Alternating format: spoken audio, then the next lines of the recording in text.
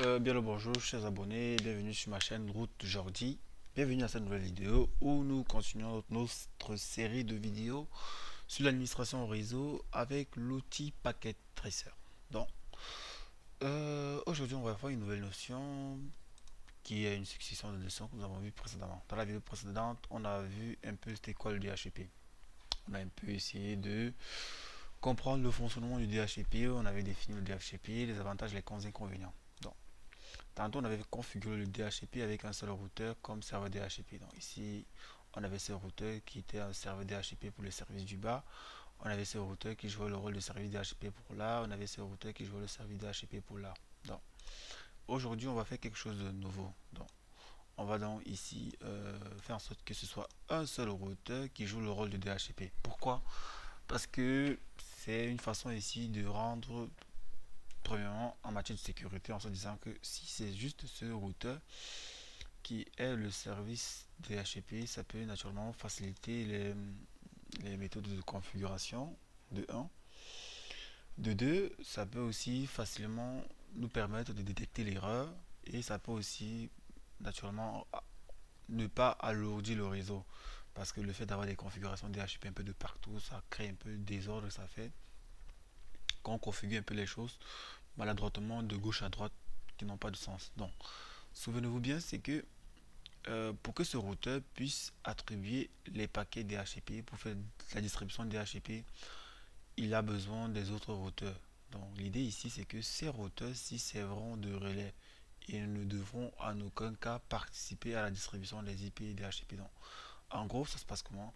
Le PC-ci, qui est le PC2 par exemple, ou le PC qui est là, interroge l'interface de son routeur en lui envoyant une requête DHCP. Le routeur traite la requête DHCP, l'achemine vers le routeur 0 qui répond favorablement ou négativement à la requête, transmet au routeur 2 qui relaie au PC. Donc, en gros, l'idée c'est que nos PC passeront par nos routeurs respectifs pour pouvoir avoir accès au service DHCP. Donc, on va commencer ici en faisant la configuration basique, comme vous savez tantôt qu'on a fait précédemment, pour pouvoir commencer d'abord par la distribution DHCP sur ces deux équipements. Donc, donc là, si on va vite là avec notre routeur, si on fait un en t, ok, qu'est-ce qu'on a ici? C'est, on va d'abord commencer par la création des pôles. Donc, les pôles, c'est un peu entre guillemets créer le service DHCP correspondant. Dans la conf t, hop, on va créer le pôle IP DHCP pôle. On commence par le LAN 1 et on met le réseau du LAN 1 correspondant qui est le 192.168.192.168.1.0, le masque qui va avec.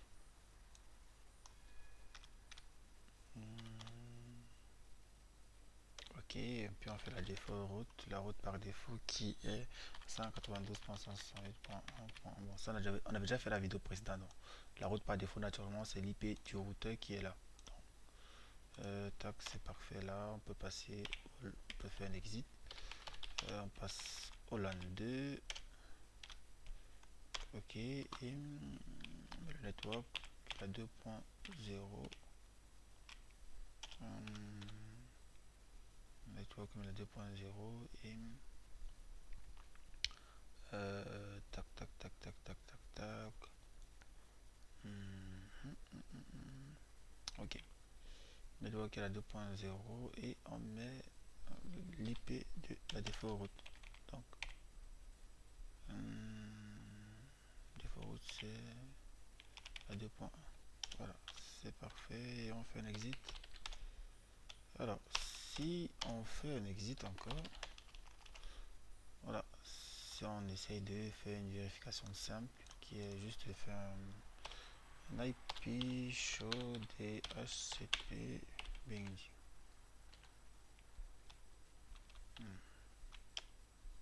C'est show IP DHCP binding. Techniquement, on n'a rien, donc du coup, si les PC essayer de passer à l'adresse dynamique, qu'est-ce qu'on aura? Hop. parfait. Le PC il a pris une IP, parfait. On remarque bien, ils sont dans des réseaux distants. Lui il a pris la 1.2, sa passerelle c'est la 1.1. Lui il a pris la 2.2, sa passerelle c'est la 2. Donc techniquement, là ça va. Donc,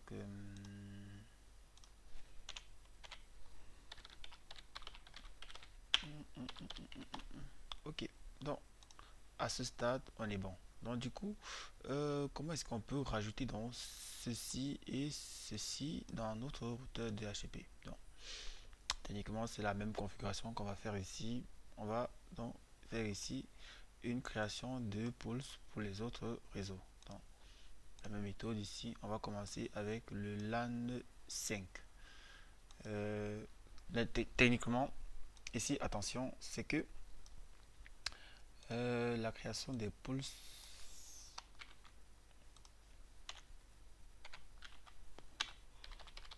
pour les LAN voisins. Ok. Donc, les LAN voisins, je les appelle ceci en fait. Donc, il faut faire attention ici, c'est que la création des pulses ici pour ces LAN-ci obéit à la même règle, à la seule différence qu'il passe par le routeur 2. Mais il ne faut absolument pas faire de configuration sur le routeur 2 parce que le PC4 va demander sa connexion DHCP, va demander son IP DHCP au routeur 2 et c'est le routeur 2 qui va acheminer le paquet vers le routeur 0. Donc, il ne faut absolument pas faire de configuration ici, il faudra naturellement faire le même config. Donc, là, nous sommes sur le routeur 0 et on va rajouter les autres LAN. Allez, config terminal, si on fait IP DHCP et DHCP pool, alors on rajoute le LAN 5,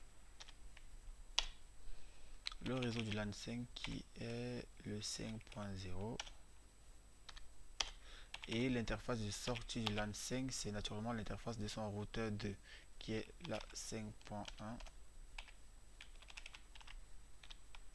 Parfait, on fait un exit. On rajoute le LAN 6 qui est ce LAN. On le crée également. On rajoute son réseau.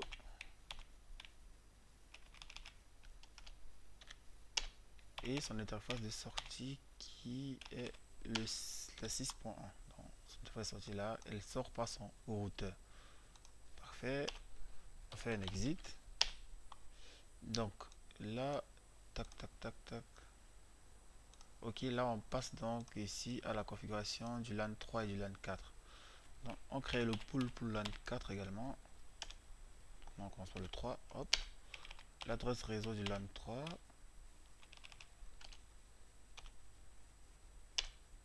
Et une fois que c'est fait, la route par défaut pour le LAN 3. J'espère que je ne me suis pas trompé. LAN 3, LAN 3, LAN 3. Parfait. On fait un exit et on crée pour le LAN 4. Hop. Une fois que c'est fait, on crée le réseau. Et l'IP de sortie. Parfait. Bon. Techniquement, à ce stade, si on active le DHCP là, hop, et qu'on passe sur DHCP, on se rend compte qu'on n'a pas d'IP. On va essayer pour ça. On n'a pas d'IP. DHCP fait APIPA. Vous savez, les adresses APIPA, c'est les adresses qui sont attribuées automatiquement aux machines, qui ne sont pas utilisables. Et naturellement, si on vient encore aussi pareil, ici, là, malheureusement, je ne sais pas pourquoi ici ça fonctionne. Ah, si j'ai déjà configuré. Donc, techniquement, vous vous rendez compte, on n'a pas d'IP DHCP. C'est assez triste. Donc, ici, alors, l'intérêt ici, c'est de faire ce qu'on appelle un relais DHCP.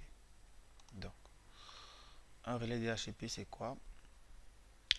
Euh, c'est juste ici la capacité d'informer le routeur 2 ou le routeur 1 que si tu veux pouvoir acheminer les paquets DHCP, tu dois interroger le routeur qui joue le rôle de service DHCP. C'est tout. Ça veut dire que, en gros, qu'est-ce qui se passe? Le PC2 qui est là fait une demande pour un service DHCP passant par l'interface de sortie de ce routeur Et le routeur, qu'est-ce qu'il fait? Il achemine le trafic vers le routeur 0 qui reçoit l'IP DHCP qui renvoie et qui attribue. Donc, en gros, techniquement, même si les routeurs se connaissent, ici, le routeur a besoin de connaître la valeur exacte ou le type de trafic que demande le PC. Le PC peut faire une requête ping, il peut faire une requête SSH, il peut faire une requête FTP, il peut faire une requête SMNP, il fait plusieurs requêtes. Donc, en gros, ici, c'est de faire un IP address helper qui dit par exemple que oh, le PC, je veux un service DHCP. Et en gros, le routeur reçoit la requête et la renvoie. Donc, si le routeur n'est pas informé qu'il a la capacité de faire ce service, il ne pourra pas faire. Alors, on demandera donc au routeur d'interroger dans le routeur 0 pour avoir la requête DHCP. Donc, en gros, il faudra que le routeur interroge son interface directement connectée qui est cette interface-ci pour avoir la requête DHCP. Donc, en gros, c'est facile. Tout ce qu'on a à faire, c'est ici, c'est venir ici au niveau du routeur 1. C'est ça qu'on appelle ici créer des relais DHCP. Donc, on va donc créer ce qu'on appelle un relais DHCP sur le routeur 1. Donc, le routeur 1 EN conft. On prendra d'abord la première interface qui est l'interface de ces réseaux, qui est l'interface tac tac tac, qui est la G001, puis on prendra l'autre interface qui est la G000. Donc on peut faire ici show IP interface brief. Il faut faire un do. On a ces deux interfaces qui sont là, qui sont connectées à nos PC, et c'est ces interfaces qu'on va demander qu'ils acheminent nos paquets passant par ce routeur. Donc, en gros, ok, on prend dans la première interface qui là nous sommes sur le routeur 1. Donc on prend la première interface qui est la giga 000. Alors IP helper adresse. Donc IP helper adresse. Donc sur cette interface on demande qu'il doit consulter l'interface du routeur C pour avoir un service DHCP. Donc là par exemple on mettra l'IP du DHCP qui est là, qui est la 70.70.70.1. Et puis on fait un exit. On prendra la deuxième interface qui est celle-ci, la 1, qui est l'interface cette fois-ci qui est connectée au LAN 4, et on lui demandera de consulter aussi en aide la même IP qui est la 70.2 et on valide. Hop. Donc techniquement, une fois que ça c'est fait, si on vérifie encore nos configurations DHCP, on se rend compte que le PC il a directement repris une IP en DHCP. Et si on vérifie là, c'est pareil. Aussi, il est passé aussi en DHCP. Naturellement, ils ont maintenu les IP, les adresses de sortie. Vous voyez, on est en LAN 4, il a bien le 4. On est en LAN 3 et il a bien le 3. Donc, vous voyez bien qu'on a le 3 et on a le 4. Donc, techniquement, est-ce que ça veut dire que le routeur, si on fait par exemple au niveau du routeur 1, si on fait un exit, et quand on fait un exit encore, hop, on fait un show IP DHCP BingD, vous voyez, il n'a pas la capacité de faire du routage, mais il passe par le routeur 0. Donc si vous regardez dans le routeur, ok, bon là on dit qu'il y a des conflits d'adresses parce que je n'ai pas exclu dans la configuration euh, les adresses, mais on va faire ça après. On va résoudre ce problème après. Et exit, on va d'abord faire un hop, bon, vous voyez là on a donc ça qui est là. Donc techniquement notre routeur il joue le rôle de DHCP pour les réseaux du bas, il joue aussi le rôle de DHCP pour le réseau du haut. Donc tout ce qu'il faut aussi faire, c'est venir aussi sur ce routeur rajouter aussi, donc on viendra aussi sur ce routeur rajouter le relais DHCP. Donc config CLI tac tac tac tac EN conft. Et là on rajoute le relais, on prend l'interface, on peut avoir fait un do show IP interface brief qui est là. On va donc rajouter interface G0000. Hop, on peut faire dans IP help adresse. Cette fois, on va consulter l'interface qui est là, 70.50.1. Fait un exit. Et si on prend dans l'interface 1 et on fait tac tac tac, il a fait un exit. Donc, là, on vient de faire les relais DHCP. Et en venant donc ici pour voir, on se rend compte qu'il a été alloué dynamiquement. Il a reçu la 5.2 et l'autre aussi a reçu la, voilà, les directs passés en DHCP. Il a reçu aussi ça, la 6.2. Donc techniquement, vous voyez qu'on vient de mettre en place le DHCP. Mais on va résoudre le problème de conflit d'adresse. Donc on voit très bien que si on vient dans notre routeur ici, vous voyez, on a ce problème de conflit d'adresse. Parce que qu'est-ce qui se passe ici? Les adresses en 6.1 et en 1.1 sont déjà des adresses qui sont allouées et qui nous servent ici de passerelle. Donc l'idée ici, c'est de prévenir notre serveur DHCP de ne surtout pas allouer ces adresses aux différentes machines. Parce que ces adresses sont déjà allouées au routeur. Donc, on demandera donc à notre routeur DHCP de ne pas surtout... Donc l'idée, c'est de ne surtout pas autoriser, permettre à ce que notre routeur prenne le risque d'allouer des IP qui ont déjà été alloués. Encore plus que ces IP sont super importants parce que c'est ça qui nous sert de passerelle. Donc, on va d'abord interdire l'allocation dynamique de tous les IP qui servent de passerelle à notre serveur de DHCP. Conflit d'adresse. Donc là, on peut juste venir au niveau ici. Surtout, tout se passe sur le routeur 0. Donc, routeur 0, on peut donc venir ici. Conft IP DHCP.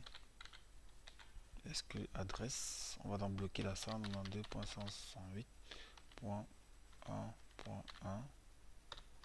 On bloque la .2.1, on bloque la 3.1, on bloque la 4.1, on bloque la 5.1 et on bloque la 6.1.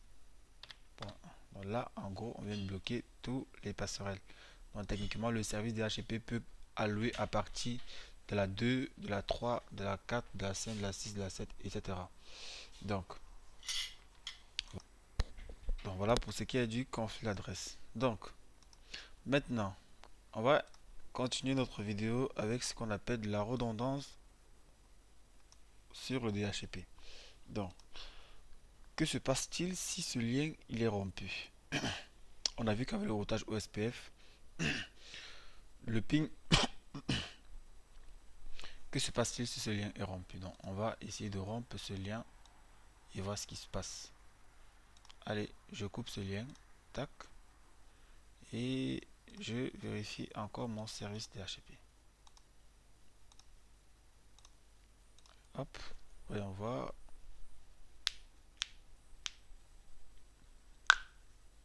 Donc, on se rend compte que si le lien il est rompu, on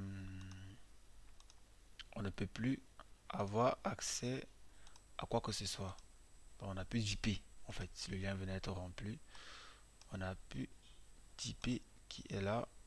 On vient là, hop, ça met là en statique, on remet en DHCP.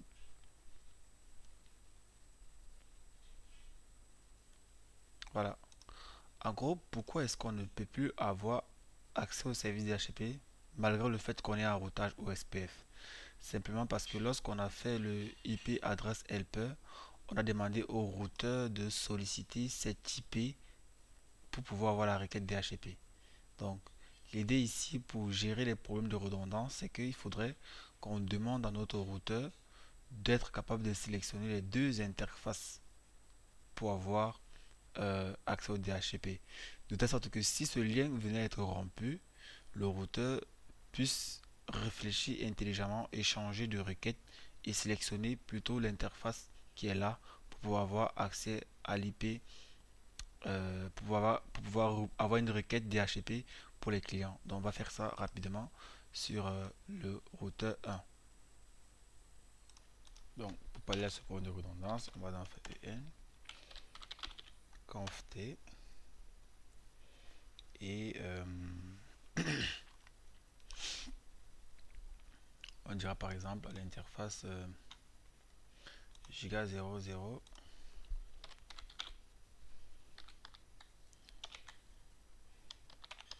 que tu as une autre IP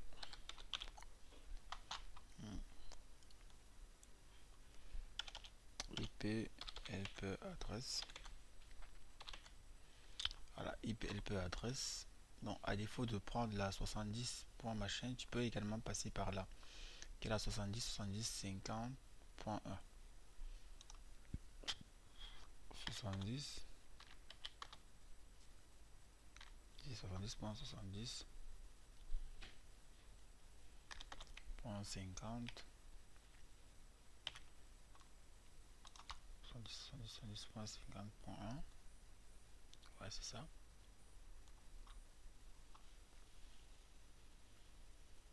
Ok. Pareil pour l'autre interface. On fait un exit. Hop. Hop. On fait un exit. Ok. Du coup, sur un test pour voir si on se rend compte que effectivement, malgré le lien qui est rompu, lui, il a reçu l'ordre de passer par là pour avoir le service DHCP. C'est super intéressant. Ici, on passe à l'autre PC aussi. Et pop, on actualise un peu tout ça. Qu'est-ce qu'on a? Effectivement, il a reçu encore son IP. On voyait que malgré la panne, le service DHCP continue de fonctionner parce que voilà, le routeur techniquement il peut aller jusque là. Donc il va juste interroger cette IP. Vous voyez donc que le relais DHCP ici passe par trois routeurs. Donc le routeur précédent, le PC LAN 3 interroge le routeur 1. Le routeur 1 achemine le paquet au routeur 2. Le routeur 2 achemine le paquet au routeur 3.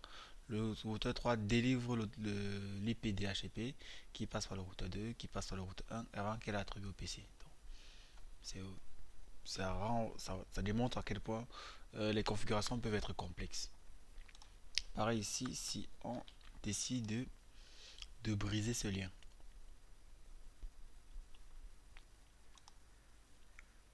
Voilà, c'est fait. Vu que le service DHCP d'ici passe par le routeur 2 pour arriver au routeur 0, pareil pour là, il arrive au routeur 0, il sera forcément interrompu. Si on vient là, hop, dans desktop, et qu'on passe en DHCP, c'est un peu là, vous voyez, on n'a pas de service DHCP, on a la fenêtre. Pareil là, si on passe là par DHCP, desktop,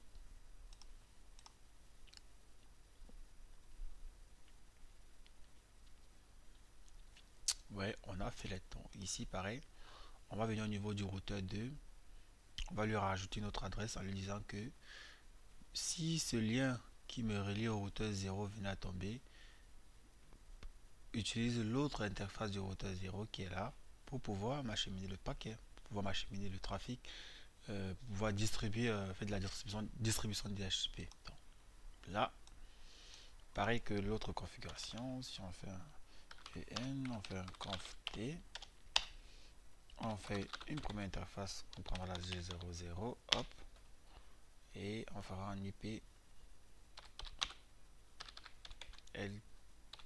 adresse et on mettra dans l'interface qui est juste là, qui est la 70.1.1. On fera un exit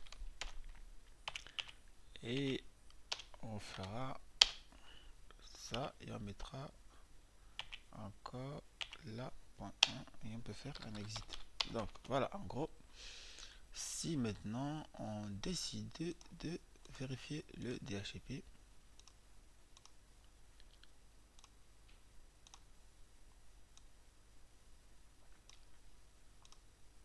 là c'est déjà bon, il est passé en DHCP. Et là, hop, parfait, ici il est déjà passé en DHCP. Donc là, on vient d'apprendre à mettre en place de la redondance avec le service DHCP. Donc, techniquement, on a une configuration, une topologie pareille qui tourne. On a un service OSPF qui tourne et on a de la redondance DHCP qui a été fait. Donc, toutes les machines sont configurées en DHCP avec un seul serveur DHCP qui est notre routeur qui joue le rôle à la fois de routeur IP en show IP DHCP.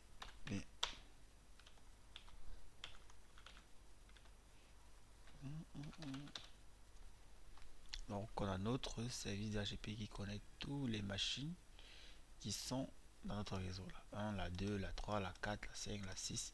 Il les a tous donnés comme IP ça. Ils ont tous une MAC adresse. Et voilà. Donc, nous voici à la fin de cette vidéo. Je ne sais pas ce que vous en pensez par rapport à ça. Et voilà. Si vous avez des commentaires, si vous avez des questions, n'hésitez pas à lâcher un pouce bleu, à vous abonner pour ne pas manquer les prochaines vidéos. Et naturellement à donner votre avis en commentaire pour que je puisse améliorer naturellement la qualité du contenu que je propose. Voilà. C'était Ruth Jordi. Prenez soin de vous.